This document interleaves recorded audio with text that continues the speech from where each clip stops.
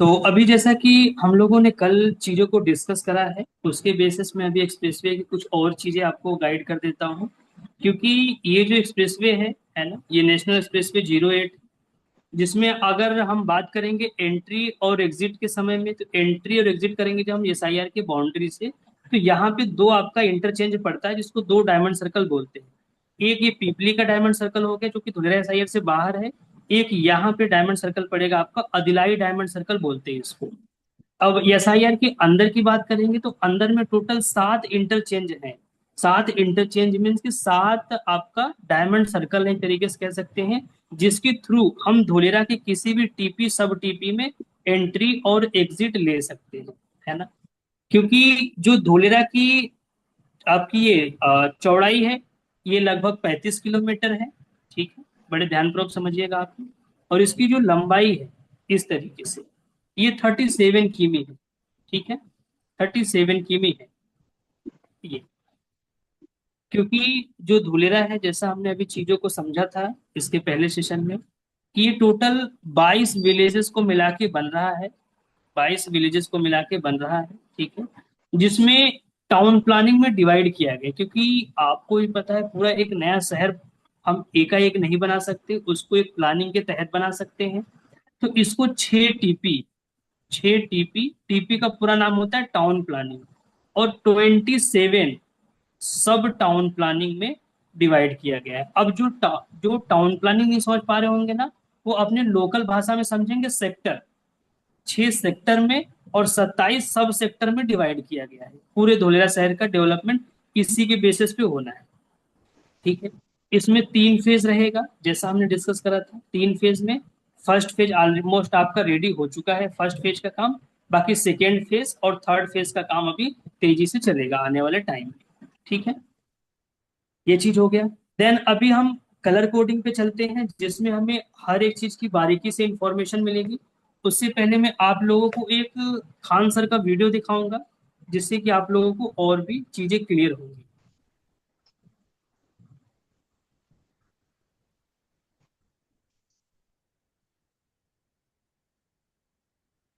आवाज आ रही है हम सर?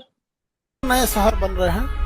एक का नाम है ढोलेरा स्मार्ट सिटी। गुजरात में दो नए शहर बन रहे हैं। एक का नाम है ढोलेरा स्मार्ट सिटी और एक का नाम है गिफ्ट सिटी। ये जैसा दिख रहा है एग्जैक्ट ऐसा बनेगा।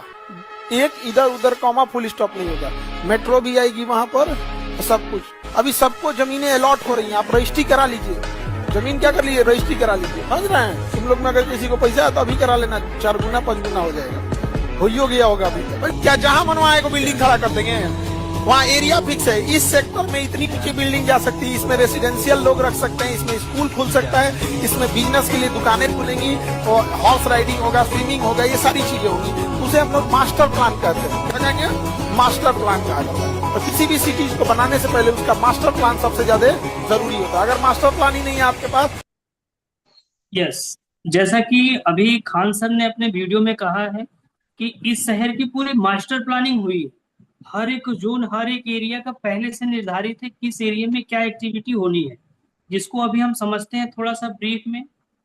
जैसे हम ये वाला जो एरिया देख रहे हैं, स्काई ब्लू वाला एरिया, अब जितना भी धोलेरा के मैप में स्काई ब्लू का एरिया देखेंगे, ये पूरा सीआरजेड का एरिया है। सीआरजेड का मतलब हो गया कोस्टल रेगुलेशन जोन, जहां पे पूरा सोलर पार्क लगाया जाएगा। ये एक ऐसा शहर रहेगा जो कि बिल्कुल मतलब अपने आप पे निर्भर रहेगा, जो कि बिजली का भी उत्पादन खुद करेगा ग्रीन एनर्जी के रूप में। जहां पे 4500 से 5000 मेगावाट का पूरा बिजली का उत्पादन होना है। जैसा हमने कल डिस्कस करी थी कि जितनी बिजली बिजली पूरे बिहार को दी जाती है, उतनी सिंगल बिजली इस शहर को दी जाएगी, सिंगल शहर को दी जाएगी, जो कि 4500 से 5000 मेगावाट का होने वाला है, जो कि एशिया का सबसे बड़ा सोलर पार्क लगेगा यहाँ पे। ठीक है, जिसमें से 1000 मेगावाट का लग चुका है सोलर पार्क, और 300 मेगावाट का ऑपरेशनल पूरे शहर में। ये जो आपका एक्टिवेशन एरिया वाला एरिया है, ये वाला किस एरिया में है? इस एरिया में अभी पूरा आपका बिजली सप्लाई होता है। बिजली सप्लाई का काम जो करेगा वो टोरंट पावर करेगा। ठीक है, ध्यान रखिएगा, इस पे भी आगे हम और डिस्कस करेंगे। उसके अलावा हम चलते हैं, अगर आगे देखेंगे तो ये जो पेरीफेरी वाला एरिया देख रहे हैं आप लोग ना, एक मिनट, ये जो डार्क ग्रीन वाला एरिया देख रहे हैं आप लोग, ये वाला डार्क ग्रीन वाला एरिया, ये जो देख रहे हैं पेरीफेरी वाला दिख रहा होगा आप लोगों को, डार्क ग्रीन वाला ना, ये जो डार्क ग्रीन वाला ये टूरिज्म रिसोर्ट का एरिया है। टूरिज्म रिसोर्ट का एरिया है, जहाँ पे आप ये समझिए कि वर्ल्ड क्लास लेवल की पूरी रिसोर्ट वगैरह बनेंगे, होटल्स वगैरह बनेंगे, है ना। आपका थीम पार्क, पर्यटन सुविधाएं, मतलब हर तरीके का मनोरंजन से रिलेटेड हर एक एक्टिविटी यहाँ पे होने वाली है। जैसे दुबई वगैरह के बीच वगैरह देखा होगा आपने, गोवा वगैरह के बीच वगैरह, तो एज इट इज वैसा यहाँ पे बनने वाला है, ये जो अपना डार्क ग्रीन वाला एरिया अभी हमने देखा है। ठीक है? उसके अलावा हम देखते हैं, थोड़ा सा आगे चलते हैं। ये जो आपका ग्रीन है, हल्का ग्रीन है, स्काई लाइट ग्रीन बोल सकते हैं इसको, ठीक है। ये जो लाइट ग्रीन वाला एरिया है, ये जितना भी आप लाइट ग्रीन वाला एरिया देख रहे हैं, ये स्पोर्ट्स एंड रिक्रिएशनल जोन है, जहाँ पे आपके वर्ल्ड क्लास लेवल के स्पोर्ट्स कॉम्प्लेक्स रहेंगे, स्टेडियम रहेगा, है ना, पार्क, क्लब, मनोरंजन, मतलब मनोरंजन से रिलेटेड यहाँ पे भी सारी एक्टिविटी रहेगी। गोल्फ, हॉकी, फुटबॉल, हर एक खेल कूद से संबंधित यहाँ पे एक्टिविटी और मूवमेंट होने वाला है, वो भी वर्ल्ड क्लास लेवल। बड़े बड़े यहाँ पे स्टेडियम वगैरह भी बनेंगे इस एरिया में, जो भी हमने समझा। ठीक है, यस। यहाँ तक पिक्चर क्लियर हुई। अभी जैसे मैंने तीन चीजें गाइड करी है, यस, क्योंकि हमें टू वे कम्युनिकेशन करना है, हम आप लोगों से भी समझेंगे कि अभी मैंने तीन जोन को कवर किया है, एक सीआरजेड को कवर किया है। तो यहाँ पे आपको बहुत सारे पोर्ट के पास, ये मेरा आवाज मेरे को रिपीट आ रहा है ऐसा कि, यस। अभी जैसे हमने तीन चीजें कवर करी, एक टूरिज्म रिसोर्ट का एरिया कवर करा, एक स्पोर्ट्स एंड रिक्रिएशनल जोन का एरिया कवर किया, एक सीआरजेड का एरिया कवर किया हमने। तो इसमें भी जो चीजें मैंने बताई, ये जो हमने बताई है अभी डिस्कस करी है ना, पूरी वर्ल्ड क्लास लेवल की रहने वाली है। यहाँ पे जितने भी आपकी टूरिज्म रिसोर्ट आएंगे, जो भी फाइव स्टार होटल्स वगैरह बनेंगे, वो सारा आपका वर्ल्ड क्लास लेवल का रहने वाला है। चीजें क्लियर हो गई हैं आप लोगों को? हाँ सर, यस, लगभग। यस। चलिए अब थोड़ा सा हम और आगे चलते हैं, क्योंकि अभी तीन हमने कवर किए हैं, जिसमें जा कोई क्वेश्चन तो बनेगा नहीं। अभी हम और आगे चलते हैं, देन फिर चीजों को और समझेंगे बेहतर। ठीक है, यस। स्क्रीन दिख रहा है क्या? अभी मूवी भी नहीं सर। एक,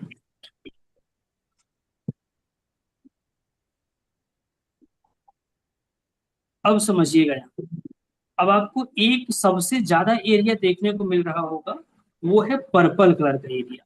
इसमें जितने भी ये वाले एरिया दिखेंगे, ये पर्पल कलर का एरिया जितना भी आपको धुलेरा के मैप में दिखेगा ना, ये पूरा एरिया, ये वाला एरिया, ऊपर साइड में पूरा एरिया, ये वाले पूरे एरिया, यहाँ पे आपकी वर्ल्ड क्लास लेवल की पूरी इंडस्ट्री आने वाली है। ये जो एरिया रहेगा, पूरा एरिया आपका इंडस्ट्रियल के लिए ही रहने वाला है, जहाँ पे फैक्ट्री वगैरह लगेंगे, मैन्युफैक्चरिंग हब रहेगा, ऑटो पार्ट्स वगैरह, ये सारी एक्टिविटी यहाँ पे होने वाली है। और सबसे अच्छी बात ये है ना, कि जितनी भी इंडस्ट्रीज आएंगी, सारी वर्ल्ड क्लास लेवल की इंडस्ट्रीज रहेंगी, और सभी नॉन पोल्यूटेड रहेंगी। समझिएगा, नॉन पोल्यूटेड सारी इंडस्ट्रीज रहने वाली। अब नॉन पोल्यूटेड क्या क्या सीन होता है ना, जैसे हम अन्य शहरों में देखेंगे जहाँ पे बड़ी बड़ी कंपनियां, बड़ी बड़ी फैक्ट्री आती है, तो वहां पे क्या सीन होता है, इतनी नॉइस का पोल्यूशन, है ना, और एयर पोल्यूशन होते हैं कि वहां पे क्या आसपास रहना पॉसिबल नहीं हो पाता।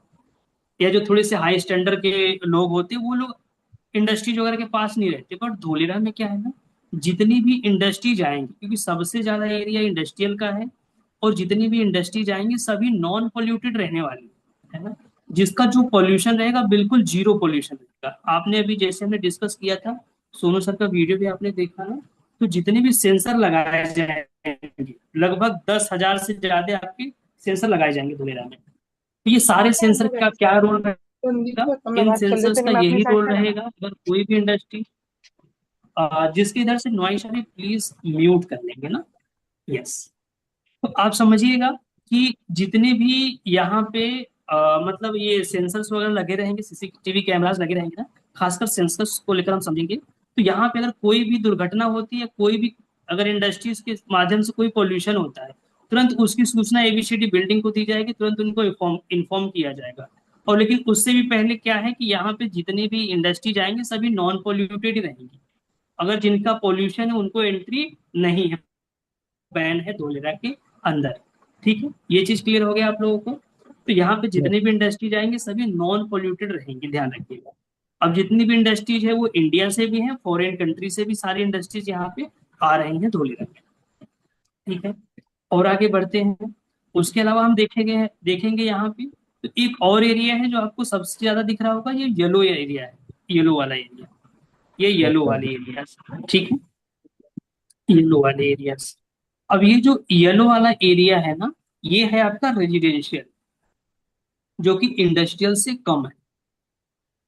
अब रेजिडेंशियल में क्या है कि यहाँ पे जो आपकी एक्टिविटी होनी है ना, तो यहाँ पे क्या है कि आप ये मतलब बंगलो, विला, रो हाउस, है ना, अपार्टमेंट, स्कूल, अस्पताल, ये सारी चीजें बना सकते हैं, है ना।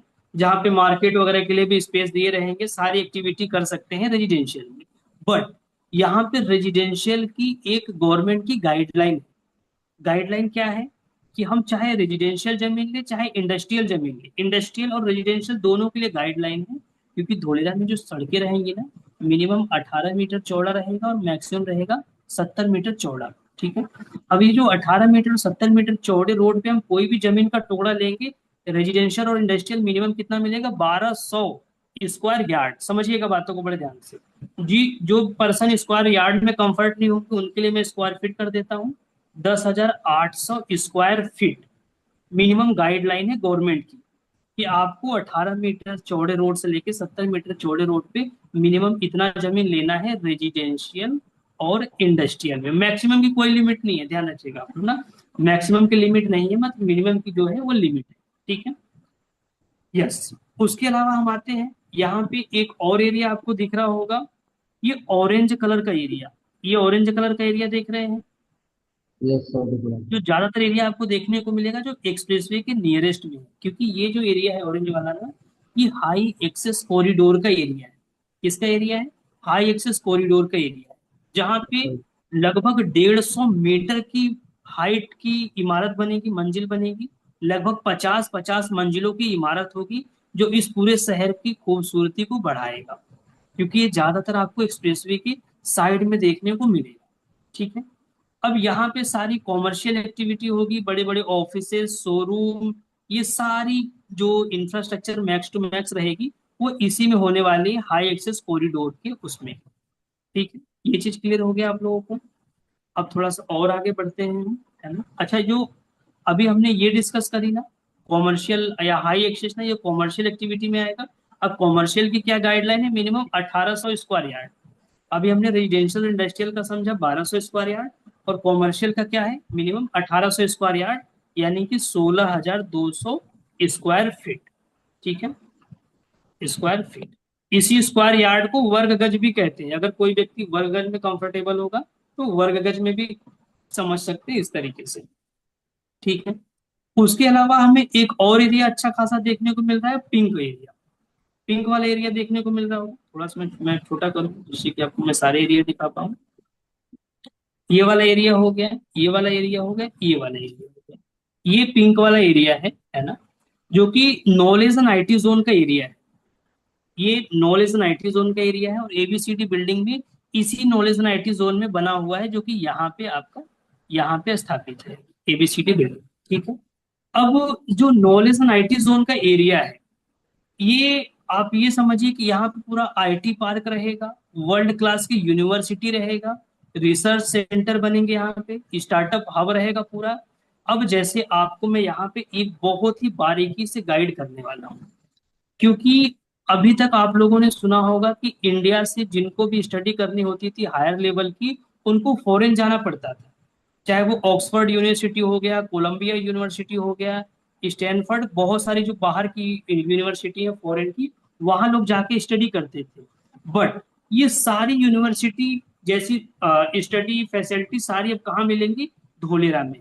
तो अब 2030-35 के बाद से किसी को इंडिया से फॉरेन जाने की जरूरत नहीं पड़ेगी, क्योंकि उस तरीके का उससे बेहतर जो एजुकेशन है वो कहाँ मिलेगा, धोलेरा में। है। हर कोई समझ पा रहा है मैं क्या कहना चाह रहा हूँ। Yes sir. जो एजुकेशन लेने के लिए इंडिया से लोग फॉरेन जाया करते थे, अब सेम एजुकेशन कहाँ मिलेगा? धोलेरा में, जिससे कि लोगों को फॉरेन जाने की आवश्यकता नहीं होगी। ठीक है, ये चीज समझिएगा।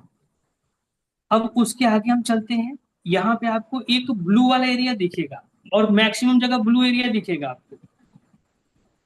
यस, हाँ ये भैया। वाला एरिया हो गया, ये वाला एरिया हो गया, यहाँ हो गया, यहाँ हो गया, यहाँ हो गया, यहाँ हो गया, ये वाला एरिया। इस एरिया को बोलते हैं सिटी सेंटर। क्या बोलते हैं इसको? City centre.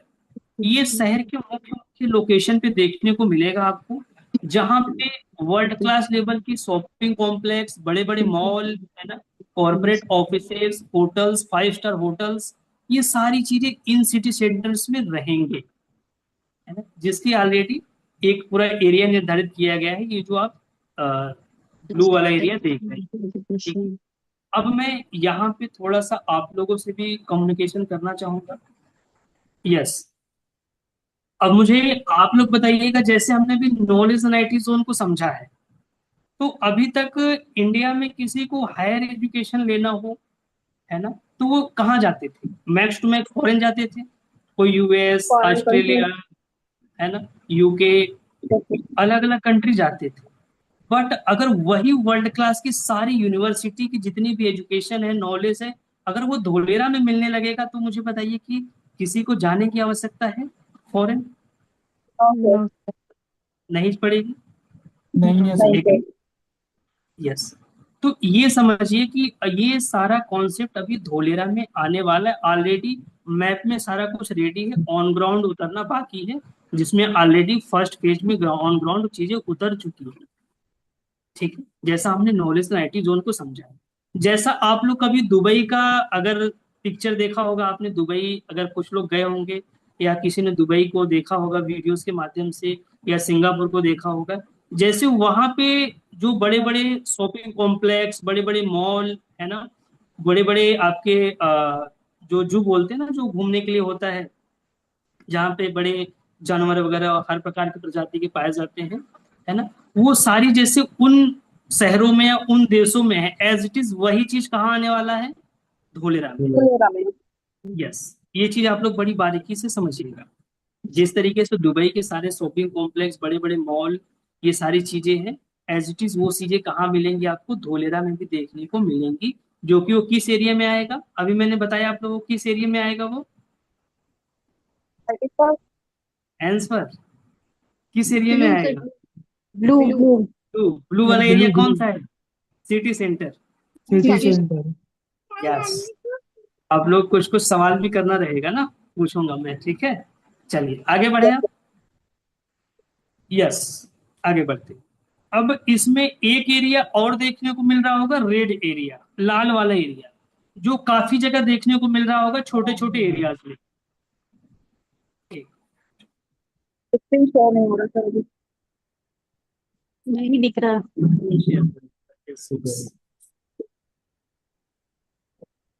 यस, अब दिख रहा है। Yes sir. Yes yes, sir. Yes sir. अब समझिएगा आप लोग, यहाँ पे एक एरिया दिख रहा होगा आपको, एक कलर कोडिंग दिख रही होगी जो बिल्कुल रेड में होगी, और ये सभी जगह दिख रही होगी, शहर के हर मुख्य मुख्य जगह पे ये रेड वाला एरिया दिख रहा होगा आपको।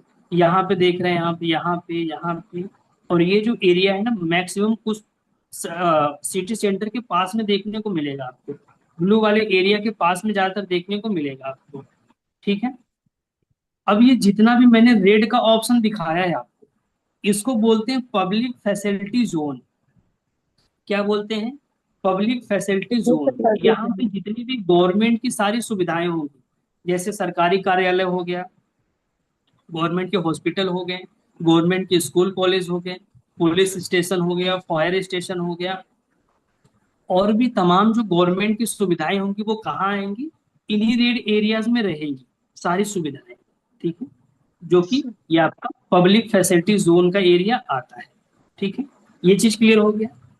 यस, अब ये जो हमने कलर कोडिंग को भी समझा है, ठीक है, जिसमें हमने टूरिज्म रिसोर्ट को समझा, स्पोर्ट्स एंड रिक्रिएशनल जोन को समझा, हमने इंडस्ट्रियल जोन को समझा, हाई एक्सेस को समझा, सिटी सेंटर को समझा, और आपका ये नॉलेज आईटी जोन को भी समझा हमने। तो ये वो वाला एरिया है जो कंस्ट्रक्शन होगा 422 स्क्वायर किलोमीटर में। क्योंकि जैसा आपने अभी धोलेरा को समझा ना कि धोलेरा टोटल 920 स्क्वायर किलोमीटर में बनेगा, बट इसका जो कंस्ट्रक्शन वाला एरिया है वो कितना है, 422 स्क्वायर 422। किलोमीटर। यस, जिसमें से ये सीआरजेड वाला एरिया उस दूसरे में आएगा, कंस्ट्रक्शन में नहीं आएगा। इसके अलावा अभी मैं आपको रेड वाले से करके दिखा रहा हूँ, ये वाला जो एरिया आएगा, ये वाला एरिया, इसका पूरा जो है कंस्ट्रक्शन वाले एरिया में आएगा। ये आपका 422 स्क्वायर किलोमीटर के एरिया में आएगा, समझिए तो बड़े ध्यान से। ये वाला एरिया, ये 422 स्क्वायर किलोमीटर के एरिया में आएगा जिसका कंस्ट्रक्शन होगा, और बाकी जो एरिया रहेगा वो रिजर्व रखा जाएगा यहाँ के इंफ्रास्ट्रक्चर और यहाँ के पॉल्यूशन वगैरह को मेंटेन या सही सुरक्षित रखने के हिसाब से। ठीक है, अब यहाँ पे एक और एरिया ज्यादा देखने को मिल रहा होगा, ये वाला एरिया, ग्रीन वाला एरिया, ये वाला एरिया, ये दिख रहा है आप लोगों को ग्रीन वाला area. Yes, sir. Yes, sir. आप समझिए कि आज अगर आप सिंगापुर जाएंगे ना, तो सिंगापुर में क्या खेती की उतनी सुविधाएं नहीं है, एग्री। Yes, sir. दुबई में वैसे भी रेत वाला सिस्टम है, आपको भी पता है, एक समय वहां पे कुछ नहीं था, धूल उड़ते थे, रेत उड़ते थे, है ना।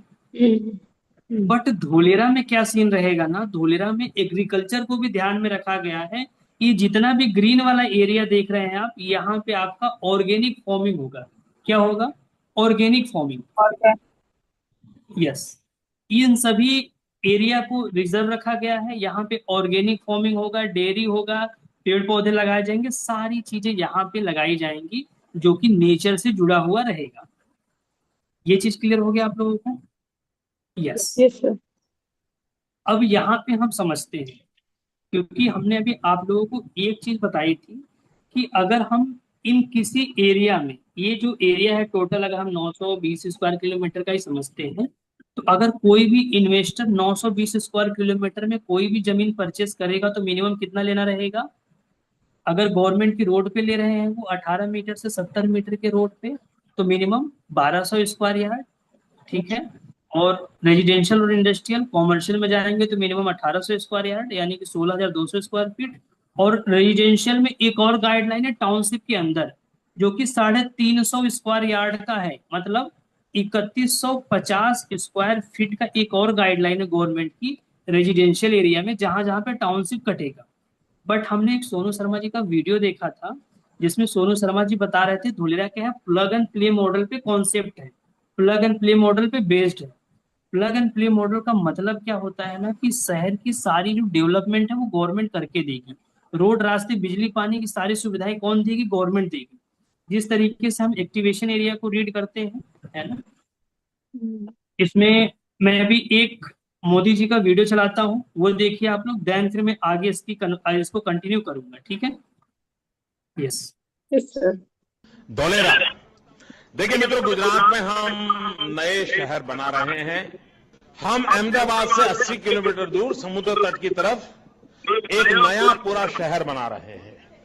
धोलेरा एसआईआर भारत ही नहीं, विश्व के नक्शे पर विकसित होने वाला ये सबसे बड़ा औद्योगिक केंद्र होने वाला है। अब अहमदाबाद के पास धोलेरा में नया एयरपोर्ट भी बनने वाला है। इस एयरपोर्ट को अहमदाबाद से कनेक्ट करने के लिए अहमदाबाद धोलेरा मोनोरेल को भी हाल में स्वीकृति दी जा चुकी है। ધોલેરા સ્પેશિયલ ઇન્વેસ્ટમેન્ટ રિજન આજે આખી દુનિયામાં ચર્ચા છે। કોઈ પણ ઇન્વેસ્ટમેન્ટ માટે આવે ને તેમ કે મારે ધોલેરા જવું છે, ખૂબ મોટી માત્રામાં નિવેશ આવવાનું છે ભાઈઓ। ધોલેરા હિન્દુસ્તાનનું સૌથી ધમધમતું કેન્દ્ર બનવાનું છે। વિમાનો બનવાના છે, ત્યાં મોટું એરપોર્ટ બની રહ્યું છે, વિમાનોનું કારખાના ત્યાં બનવાના છે, જેમાં વિમાન તૈયાર થશે। આપ વિચાર કરો આ પંથકમાં કેવી રોનક બદલાવાની છે। ત્યાં આગળ સેમિકન્ડક્ટર આવવાનું છે। લાખો કરોડો રૂપિયાના મૂડીરોકાણ સાથે જ્યારે આ ધોલેરાના વિકાસની અંદર સેમિકન્ડક્ટર આવશે, સેમિકન્ડક્ટર આવેલા એની સાથે તદ્દન બધી અનેક પ્રકારની આધુનિકમાં આધુનિક વ્યવસ્થાઓ આવતી હોય અને એના દ્વારા।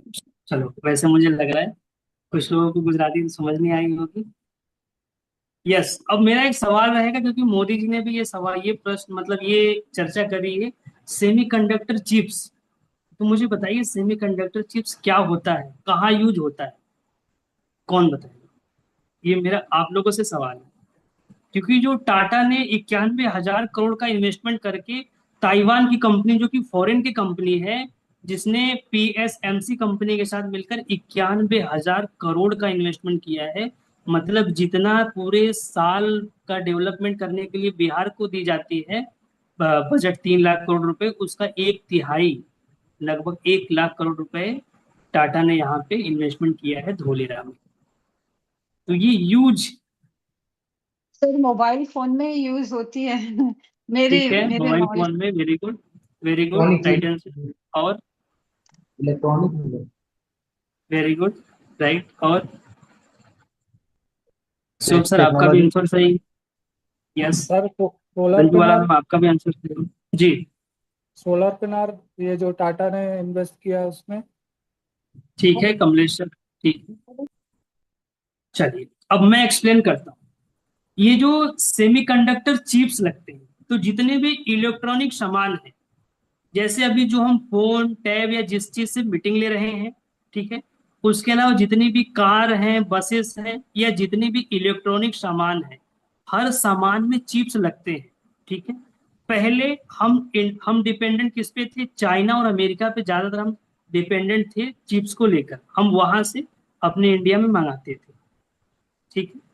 बट अभी क्या है कि जो धोलेरा है, ये आपका ये एक प्रकार से समझिए कि पूरा सेमीकंडक्टर का हब बनेगा, जहां पे मैक्सिमम चिप्स का निर्माण होगा, जिससे कि हम क्या है, एक आत्मनिर्भर भारत की तरफ बढ़ेंगे, जहां से अब उनके पास से, हम जो इंडिपेंडेंट थे पहले, उनके पास से इंडिपेंडेंसी हटा के अब हम उन लोगों को क्या करेंगे, ट्रांसपोर्ट करेंगे, ट्रांसपोर्टेशन की सुविधाएं देंगे सेमीकंडक्टर चिप्स की, क्योंकि आने वाले टाइम में बहुत ज्यादा इसका खींच है, कह सकते हैं, या आवश्यकता है ना। क्योंकि जितने भी आर्टिफिशियल इंटेलिजेंट या जितने भी सारी टेक्नोलॉजी आ रही है ना, इन सभी चीजों में क्या यूज होगा? चिप्स यूज होगा, सेमीकंडक्टर चिप्स यूज होगा, ठीक है। फुलेरा में जो कि अभी इसका, अच्छा, ये जो टाटा ने लगाया है ना, इसका नेक्स्ट ईयर 2027 के स्टार्टिंग इन द सेंस की जनवरी, फरवरी और मार्च के दौरान ही इसका उद्घाटन भी हो जाएगा और प्रोडक्शन भी स्टार्ट हो चुका रहेगा, ठीक है। तो 2027 में बहुत सारे अपडेटेड है, बहुत सारी चीजें एक्टिव हो चुकी रहेंगी, जिसको अभी हम आगे और समझेंगे, क्योंकि यहाँ पे ये स्कूल लगभग बन चुके हैं, स्कूल का काम बहुत तेजी से चल रहा है। 200 बेड का मल्टी स्पेशलिस्ट हॉस्पिटल बन रहा है एक्टिवेशन एरिया में, उसका भी काम बहुत तेजी से चल रहा है। 2027 के स्टार्टिंग में ये दोनों भी ऑपरेशनल हो चुके रहेंगे। इंटरनेशनल फूड कोर्ट बन के रेडी है, और भी कई चीजें जिसको हम ये आगे और भी डिस्कस करेंगे। अभी थोड़ा सा हम आगे चलते हैं, स्टेप बाय स्टेप आगे बढ़ते हैं, ठीक है। यस, मैं स्क्रीन शेयर करता हूं आप लोगों को। यस, तो अभी आप लोगों ने समझा कि ये जो शहर है, ये दुबई, सिंगापुर और संघाई लंदन की तरह बनेगा, जो कि बहुत ही स्मार्ट, टेक्नोलॉजी बेस्ड रहेगा, है ना। जहाँ पे पूरी सिस्टम जो है वो वर्ल्ड क्लास की रहेगी, चाहे वो आपका सीसीटीवी हो, सेंसर हो, कैमरा हो, वाईफाई हो, सारी चीजें, ठीक है। अब जब इतना स्मार्ट और टेक्नोलॉजी बेस्ड पूरा शहर बनेगा, तो इन शहरों में जो गवर्नमेंट की गाइडलाइन को भी हमने समझा है, जैसे हमने अभी 350 स्क्वायर यार्ड की डिस्कस कर रहे थे, जो कि टाउनशिप के अंदर बनेगा प्लग एंड प्ले मॉडल की बेसिस पे, जो कि अभी अप्लीकेबल कहाँ है, ये एक्टिवेशन एरिया में ही अप्लीकेबल है। उसके अलावा पूरे धोलेरा में आपको कहीं भी नहीं मिलेगा 350 गज का एक प्लॉट, मिनिमम यहीं पे मिलेगा, ठीक है। ये चीज है। और ये चीज आज से 2 साल पहले मिल रहा था, जब ये एरिया, मतलब यहाँ पे प्लॉटिंग हो रही थी। अभी ये पूरा सोल्ड आउट, सारा बिक चुका है ऑलरेडी। यहाँ पे कई कंपनियों ने अपना सेटअप जमा लिया है पहले से। अब यहाँ पे कुछ इन्वेस्टर हमारे पास आते हैं जिनका बजट 5 लाख, 10 लाख, 20 लाख, 30 लाख, 40 लाख, यहाँ तक कि अंडर 1 CR रहता है, 1 करोड़ से नीचे रहता है। जिनको प्लॉट परचेस करने 100 गज, 200 गज, 500 गज, 1000 गज, तो उनको कहाँ मिलेगा? Outside SIR। ये जो ये एरिया है SIR वाला, इन सभी एरियाज में उनको जमीनें मिलेंगी, ठीक है। इन एरियाज में 100 गज, 200 गज, 500 गज के एरिया पे मिल जाते हैं। यहाँ पे क्या है, गवर्नमेंट की कोई अलग से गाइडलाइन नहीं है। समझिएगा बातों को आप लोग, ठीक है। ये चीजें अब क्योंकि इन एरियाज में क्यों डेवलपमेंट होगा, उसके बड़े पीछे का सबसे बड़ा रीजन मैं आप लोगों को गाइड करता हूँ।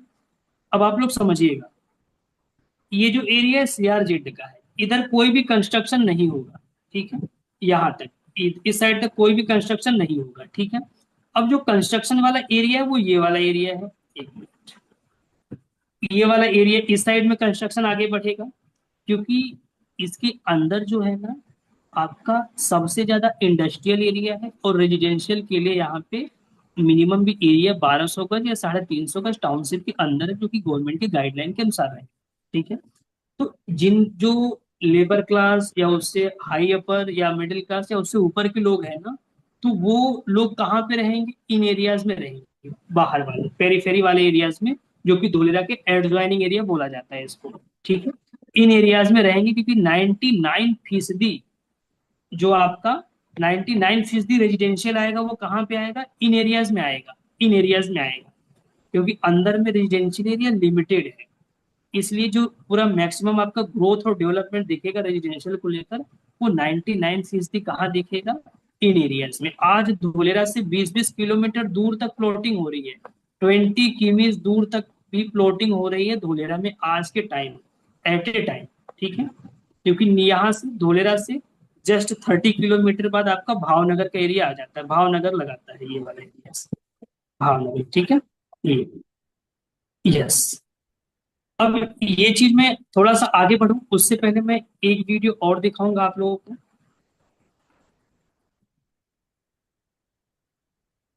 का यूजर नहीं बल्कि दुनिया का अगला सेमीकंडक्टर पावर हाउस बनने की भारत अब सिर्फ टेक्नोलॉजी का यूजर नहीं बल्कि दुनिया का अगला सेमीकंडक्टर पावर हाउस बनने की तैयारी कर रहा है। और इस बदलाव का सबसे बड़ा केंद्र बन रहा है गुजरात का धोलेरा स्मार्ट सिटी, क्योंकि अब टाटा इलेक्ट्रॉनिक्स और दुनिया की सबसे बड़ी चिप टेक्नोलॉजी कंपनी ASML ने मिलकर भारत के सबसे बड़े सेमीकंडक्टर फैब्रिकेशन प्लांट की शुरुआत कर दी है। ASML और टाटा के बीच MOU हुआ। अब ASML की इक्विपमेंट से भारत में सेमी कंडक्टर चिप बनेंगे। हाल ही में टाटा इलेक्ट्रॉनिक्स ने नीदरलैंड्स की मशहूर कंपनी ASML के साथ एक बड़ा एग्रीमेंट साइन किया है, जिसकी मशीन्स पूरी दुनिया में एडवांस्ड माइक्रोचिप्स बनाने के लिए इस्तेमाल होती हैं। देखिए, आज का ये दिन बहुत ही महत्वपूर्ण दिन है भारत की सेमीकंडक्टर जर्नी में।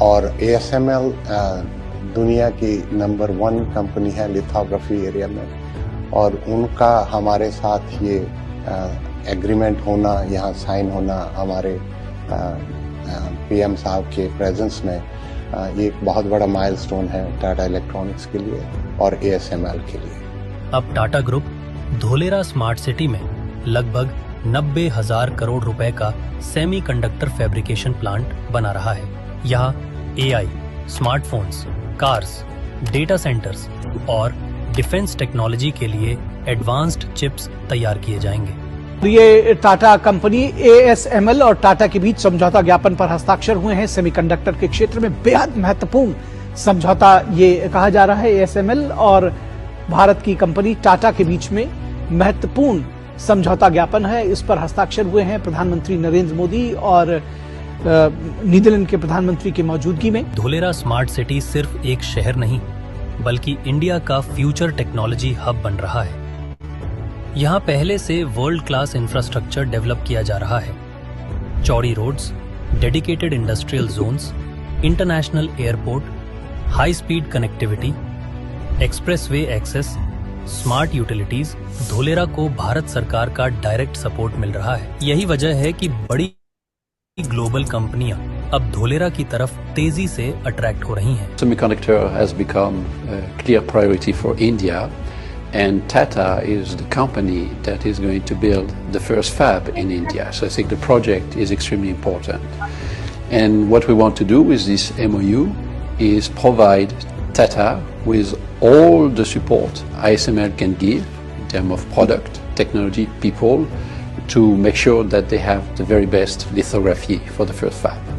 जब किसी जगह पर इतनी बड़ी इंडस्ट्रीज आती हैं, तो सबसे ज्यादा ग्रोथ होती है इंफ्रास्ट्रक्चर और रियल एस्टेट में। एयरपोर्ट, सेमीकंडक्टर प्लांट, एक्सप्रेसवेज और स्मार्ट इंफ्रास्ट्रक्चर की वजह से धोलेरा में इन्वेस्टमेंट इंटरेस्ट तेजी से बढ़ रहा है। आज जो लोग धोलेरा को समझ रहे हैं, वो आने वाले इंडिया के टेक्नोलॉजी फ्यूचर में इन्वेस्टमेंट कर रहे हैं। भारत का सेमीकंडक्टर सपना अब तेजी से रियलिटी बन रहा है और धोलेरा स्मार्ट सिटी इस बदलाव का सबसे बड़ा चेहरा बनता जा रहा है। यस, अभी आप लोगों ने ये वीडियो देखा, राइट? तो इस वीडियो से काफी इंफॉर्मेशन मिली होगी, और मैं जानकारी के लिए अपडेट कर दूं आप लोगों को कि यहाँ पे लगभग ये समझ के चलिए कि केवल टाटा कंपनी अपने सपोर्ट के लिए 150 से ज्यादा कंपनियां लेकर आएगा। 150 से ज्यादा कंपनियां टाटा केवल लेके आएगा। अभी रिसेंट में अडानी ग्रुप ने यहाँ पे विश्व का सबसे बड़ा डाटा सेंटर लगाने के लिए यहाँ पे जमीन परचेज करी, जमीन ली है यहाँ पे अडानी ग्रुप। आप लोग ऑलरेडी भली भांति परिचित होंगे अडानी ग्रुप से, है ना? यस, अब मेरा एक सवाल रहेगा, गुड़गांव के बारे में कितने लोग जानते हैं? यहाँ पे नाम सुना है आपने? गुड़गांव भी कहा जाता है, गुड़ग्राम भी कहा जाता है। यस, बहुत बढ़िया। तो मुझे बताइए कि ये जो गुड़गांव का पिक्चर है, वहां पे कौन सी कंपनी आई थी जिसके रीजन से पूरा शहर का डेवलपमेंट हुआ, जहां पे आज जमीनों मतलब वहां पे फ्लैट की कीमत लगभग 100 करोड़ रुपए तक की है। यस, कौन बताएगा? मारुति सुजुकी। Yes, right. वहां पे एक सिंगल कंपनी मारुति आई थी, जिसके बाद वहां पे जमीनों का रेट आज के टाइम समझेंगे, आज से कुछ टाइम पहले वहां पे 100 करोड़ के फ्लैट्स बिके हैं, ठीक है? जबकि वहां की इंफ्रास्ट्रक्चर धोलेरा जैसी नहीं है। अच्छा, अच्छी बात यह है कि मारुति ने खुद 25,000 करोड़ रुपए धोलेरा में इन्वेस्टमेंट किया है। तो आप समझिए कि आज गुड़गांव कहाँ है और धोलेरा कहाँ है। गुड़गांव में एक सिंगल कंपनी आई थी, और धोलेरा में तो मतलब मारुति जैसी सैकड़ों कंपनियां आ चुकी हैं ऑलरेडी, करंट में ऑलरेडी आ चुकी हैं। तो धोलेरा कहाँ जाने वाला है ना? अच्छा, वहां पे केवल एक इंडस्ट्रीज आई थी, कंपनी आई थी टाटा, उसके अलावा कोई अलग से इंफ्रास्ट्रक्चर तो ऐसा नहीं था कि वहां पे वर्ल्ड क्लास लेवल की यूनिवर्सिटी कॉलेज बनी हो, जो कि फॉरेन कंट्रीज जैसा एजुकेशन प्रोवाइड कर रहा हो, वहां पे सिटी सेंटर जैसा या हाई एक्सेस कॉरिडोर जैसा एरिया हो, वहां पे आपका ग्रीनरी एरिया हो, ऐसा कुछ तो नहीं था। बट जो चीज अभी हमने कलर कोडिंग में समझा कि हर एक कलर हर एक जोन को दर्शा रहा है, तो इससे ये आपको इंडिकेशन मिलता है कि जो धोलेरा है ये दुबई नहीं, सिंगापुर भी नहीं, लंदन भी नहीं, उनसे भी बेहतर शहर बनेगा। क्योंकि यहाँ पे क्या है, हर एक इंफ्रास्ट्रक्चर हर एक टेक्नोलॉजी एडवांस लेवल पे है। क्योंकि यहाँ पे एग्रीकल्चर भी ऑर्गेनिक फार्मिंग होगी, यहाँ पे पेड़ पौधे भी, जैसा मैंने बताया ना, 20 लाख से ज्यादा पेड़ लगेगा। अभी जो हम बात करते हैं एक्टिवेशन एरिया की, जो 22.5 स्क्वायर किलोमीटर में बना हुआ है, ठीक है, और लगभग 5500 एकड़ में समझ सकते हैं हम लोग। इस एरिया में आज देखेंगे आप जाके जब विजिट करते हैं इन्वेस्टर ना, तो 18 मीटर से लेके 70 मीटर के रोड रास्ते बने हुए हैं, और 6.5 किलोमीटर का आर्टिफिशियल रिवर भी बना हुआ है। जैसा अभी सोनू सर ने बताया था वीडियो में ना, वेनिस जैसा फील आता है जब हम आर्टिफिशियल रिवर पे जाते हैं, है ना? तो एज इट इज वही सीन है वहां पे। 6.5 किलोमीटर का आर्टिफिशियल रिवर बन चुका है, जो कि 100 किलोमीटर का कंप्लीटली बनेगा, पूरे शहर में रहेगा, ठीक है? तो यहाँ पे क्या है, 18 मीटर के रोड पे जाएंगे तो अलग पेड़ दिखेगा, क्योंकि 20 लाख से ज्यादा पेड़ लगाया जाएगा पूरे धोलेरा में।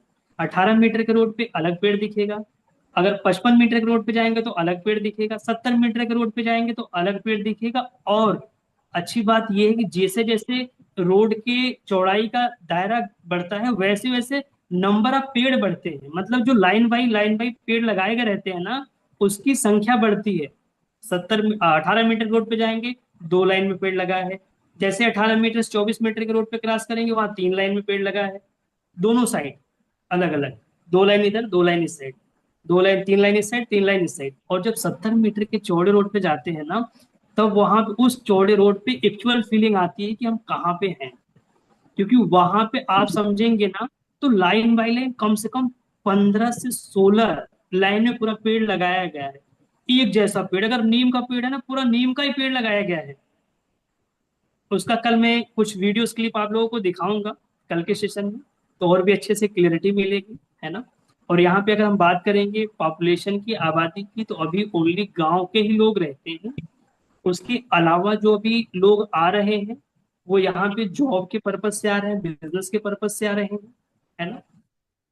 क्योंकि ऐसी जगह पे हर किसी का सपना होता है रहना, या उनकी खुद की जमीन हो या खुद का इन्वेस्टमेंट हो, या कि आप खुद भी वो रहे ताकि वो अपने बच्चों को सही एजुकेशन दे सके। क्योंकि वर्ल्ड क्लास की एजुकेशन कहाँ मिलेगी? धोलेरा में। ठीक है, यस। अब यहां तक अभी जो चीजें हमने समझी है, यहां तक किसी का कोई सवाल है? यस। रिकॉर्डिंग ऑफ कर दिया जाए sir. Yes Arun sir, recording of कर दीजिए आप।